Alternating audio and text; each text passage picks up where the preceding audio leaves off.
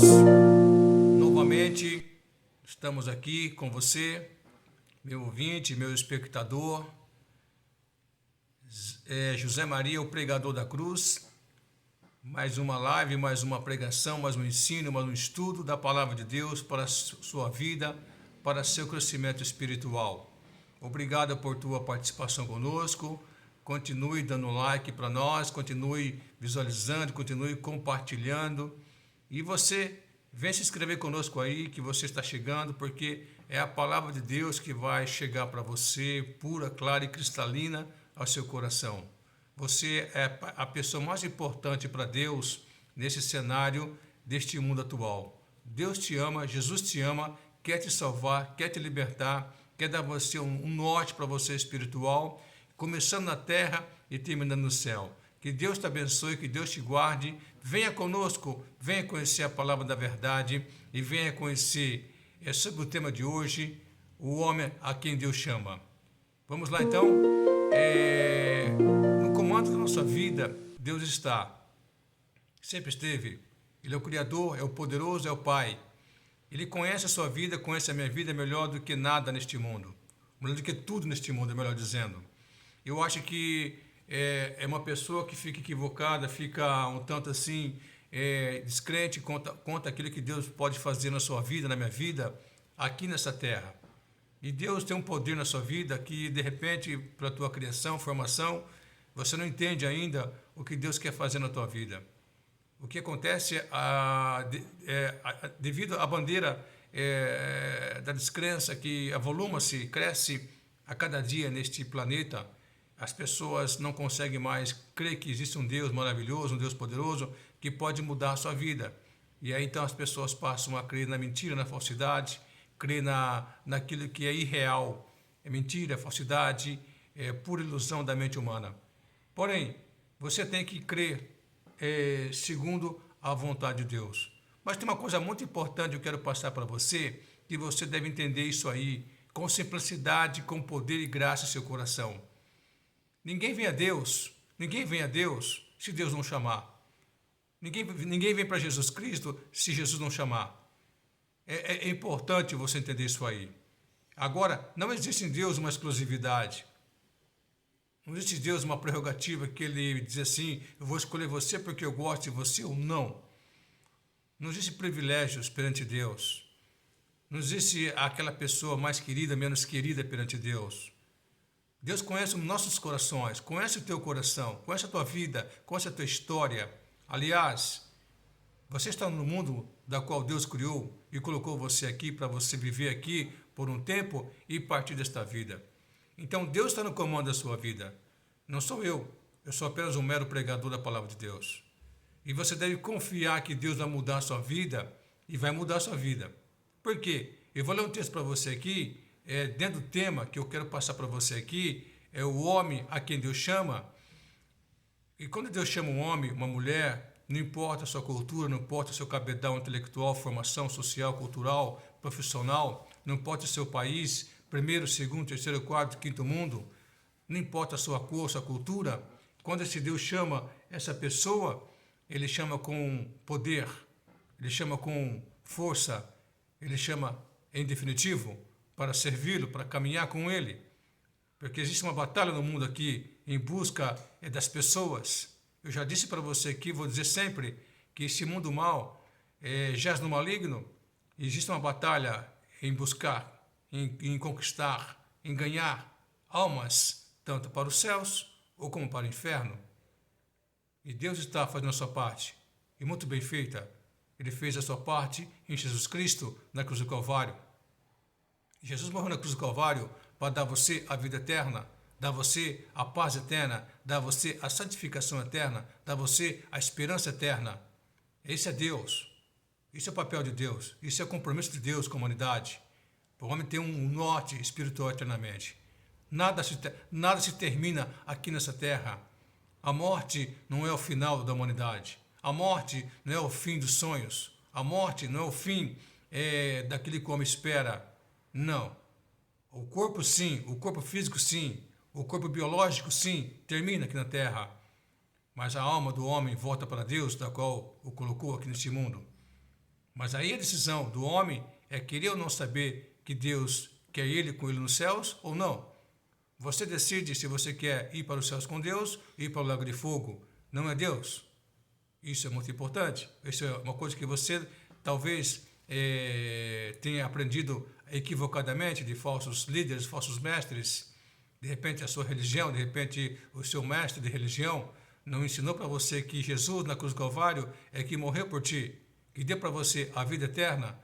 E porque João, o apóstolo João, ele fala em sua homilia, no Evangelho de João, capítulo 3, versículo 16, fala claramente, porque Deus amou o mundo de tal maneira que deu seu Filho unigênito, seu Filho único, para que todo aquele que nele crê não pereça eternamente, mas tenha vida eterna.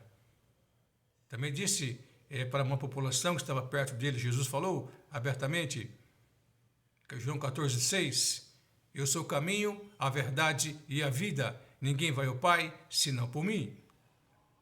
Então, ali tem uma retórica muito clara, muito aberta, que Jesus é o caminho, a verdade e a vida. Mas você deve saber isso aí. O teu líder religioso da sua comunidade deveria passar para você essa verdade que liberta, que restaura, transforma na vertical, para que você tenha força no horizontal para poder caminhar com força suficiente para vencer a vida. Pois bem, vou passar para você sobre um homem chamado apóstolo Paulo, mas que até então no passado era Saulo. Ele era membro do Sinédrio, um membro mais jovem, e como se fosse hoje o Supremo Tribunal Federal. Hoje lá os ministros têm acima de 60 anos. Vamos pensar que então Paulo hoje estaria com seus 45 anos de idade, fazendo parte do membro do Conselho, membro do Supremo. Coisa única, jamais vista, porque uma pessoa como ele, nova, fazendo parte de um Supremo Tribunal Federal, é muita sabedoria, muito conhecimento, é um poder de influência muito grande. E apóstolo Paulo, como Saulo, fazia parte do Supremo Tribunal Federal da nação de Israel no tempo de Jesus. E ele tinha uma preeminência muito forte. Ele excedia em conhecimento aos demais amigos dele da Faculdade Teológica de Direito de Jerusalém. E ele galgou realmente, ele tinha um mestre forense para ele, chamava-se Gamaliel, um homem muito poderoso. E assim então ele foi ensinado aos pés de Gamaliel a ser um forense forte, rígido, radical, duro perante as pessoas. E aí só que essa dureza dele, essa postura dele ser um homem duro, severo, radical, mas ele dizia, quando ele se converteu ao Senhor Jesus, eu fui irrepreensível perante a lei. Eu fui irrepreensível, eu fui correto perante a lei.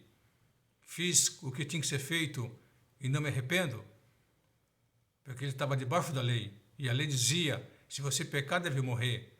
Se você não fizer isso ou aquilo, deve ser punido. É interessante a postura dele, uma postura justa. E aí esse homem estava perseguindo aos cristãos da época, perseguindo, matando, açoitando, destruindo, prendendo, porque ele recebeu a carta do presidente do Supremo Tribunal Federal de Israel, e ele então passou então a ter esta força de autoridade maior, de prender, de matar, de destruir e de coagir e torturar para as pessoas da época, cristãos da época, negarem ao Messias, a negar a Jesus em suas vidas. E ele foi pesado, como se fosse hoje. Então, foi pesado. E as pessoas, muitos, de repente, diante da pressão, negaram a Cristo. A maioria não negou e foram mortos, foram presos, foram expoliados seus bens, foram deixados à míngua e foram expulsos da sinagoga. A expulsão da sinagoga no tempo da era cristã de Jesus, a era apostólica, a expulsão do Sinédrio era perder todos os direitos sociais da sociedade. Não podia comprar, não podia negociar, era um rejeitado, era um bastardo na nação de Israel. E ninguém queria isso aí. Era um peso pesado. Teria que sair do país. E ele então tinha essa postura. Em dado momento, ele saiu para uma história, a Bíblia fala no livro de Atos, capítulo 9, ele saiu todo cheio, todo garboso, todo cheio de si, cheio de poder, pegou a carta do sumo sacerdote e foi para Damasco encontrar algumas pessoas que estivessem por lá, trazer preso essas pessoas que eram cristãs, que abraçaram uma fé em Jesus Cristo. E ele foi garboso, foi forte para lá. Estava cheio de si, tinha autoridade. Mas no meio do caminho, ele encontrou o Senhor Jesus. O Senhor Jesus apareceu para ele num facho de luz, jamais visto por ele, e ele cai do animal. Aí está então aquele ditado popular que fala: você, a pessoa, caiu do cavalo. Tá certo? A pessoa estava indo para fazer tal coisa, forte, pensando que ia acontecer isso, aquilo, e de repente essa pessoa cai do cavalo. A gíria fala assim, o ditado popular fala: vem daí. O apóstolo Paulo estava bem forte, bem decidido, confiante que ia fazer mais uma empreitada poderosa, forte, vitoriosa, caiu do cavalo. Só que o cair do cavalo, no ditado popular, é um ditado popular jocoso, é de derrota, de fracasso, e a pessoa realmente não conseguiu seu intento. O apóstolo Saulo caiu do cavalo para encontrar com o Senhor Jesus e mudar sua vida de perseguidor a ser perseguido, de um homem cego para as verdades da palavra de Deus a um homem visionário, pregador, um dos maiores apóstolos que teve a história cristã na Bíblia. A maior parte do livro de Atos, 60% do livro de Atos, no melhor, 80% do livro de Atos fala sobre ele, a sua jornada missionária, tanto na Palestina, como na Ásia Menor, hoje a Turquia, como no leste europeu e como na Europa, a Itália e Espanha. Um homem jamais tido como um pregador como ele, um mensageiro da cruz como ele. Mas o importante é, a pessoa que Deus chama com autoridade e poder.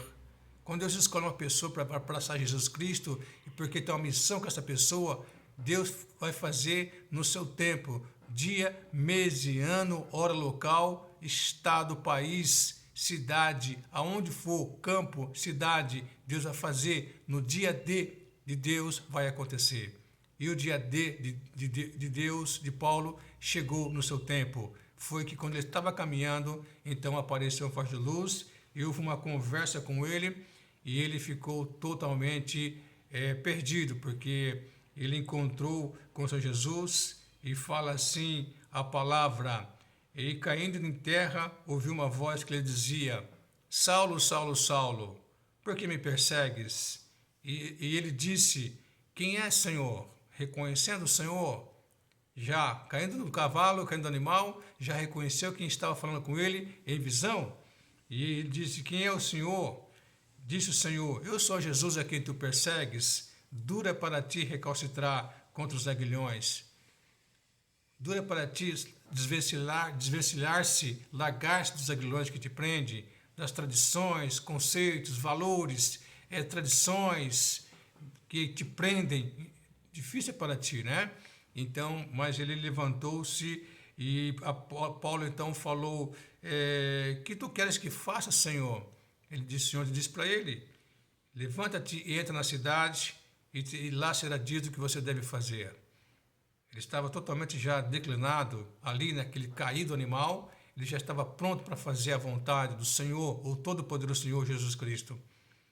E aí então, quando ele chega na cidade, fica lá, Deus envia um Ananias, um discípulo, para mostrar para ele: está chegando para você, que vai à casa de então tal pessoa, que lá está Saulo.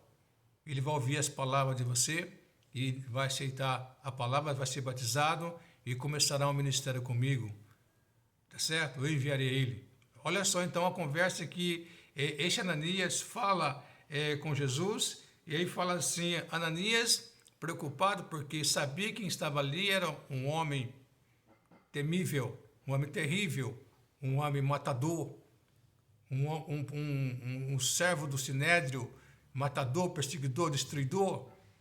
E Ananias, um discípulo, estava temendo chegar até aquela pessoa. Não sabia a reação daquela pessoa. Então, quando você não sabe quem é a pessoa, Como pode eu chegar para uma pessoa que foi matador, destruidor, que tem um poder para fazer mais destruição, e o Senhor me manda essa pessoa para conversar com ele, falar isso para ele, e nós ficamos preocupados com a repercussão da pessoa, como vai reagir. Aí então ele fala assim, Ananias começa com o Senhor e fala assim: Senhor, dê muito ouvido a essa pessoa, e quantos males tem feito a teu povo aqui em Jerusalém, em toda parte da Palestina. Aí ele tem poder na mão para poder matar, destruir, prender pessoas. Aí Senhor Jesus fala para esse Ananias, esse discípulo: vai. Olha o poder da palavra vai. Vai, porque esse é para mim um vaso escolhido para levar o meu nome, Jesus, diante dos gentios, dos reis e dos filhos de Israel.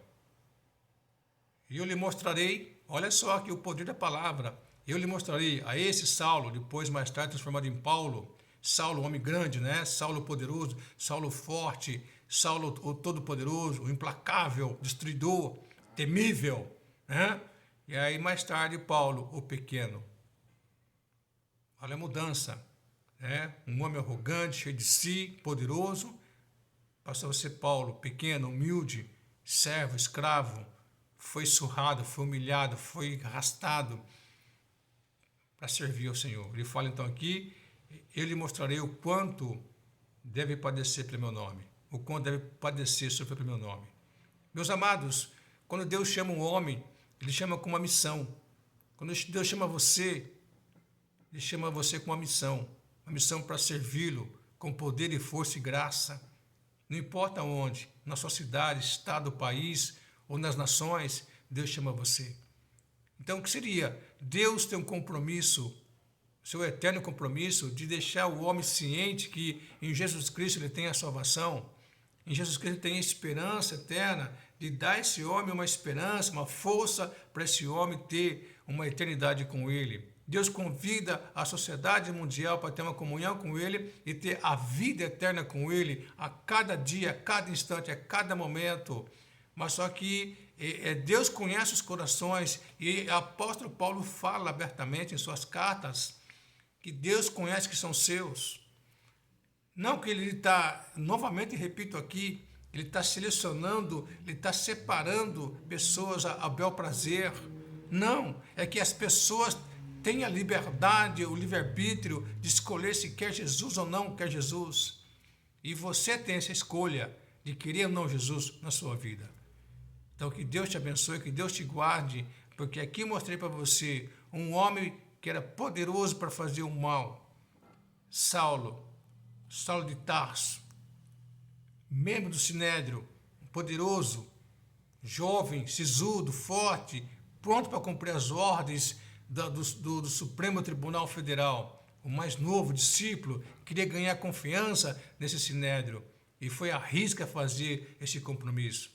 Mas quando também recebeu a incumbência do Senhor Jesus, ele se converteu ao Senhor Jesus, abraçou a fé no Senhor Jesus Cristo, ele também foi sisudo, foi cirúrgico, seguiu à risca a vontade do Senhor Jesus e foi até a morte. E a sua morte foi em Roma, onde ele foi decapitado, foi cortado o pescoço dele.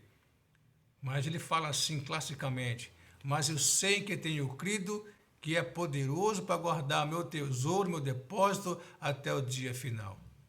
Combati o bom combate, guardei a carreira e guardei a fé. Então você, meu amado, venha para Jesus, entenda esta mensagem, que caminhar com Jesus não é utopia. Caminhar com Jesus é ser sábio, é ser inteligente, é seguro de que a terra passa, mas a vida após esse mundo jamais passará. Adquira o passaporte com Jesus. Entregue a sua vida para Jesus. Venha para Ele hoje. Abrace essa fé nele. E Ele vai selar você com o Espírito Santo e dará a você esse passaporte para a vida eterna nos céus de Deus. Te convido a você. Venha para Jesus. Um forte abraço e até a próxima live. Um forte abraço.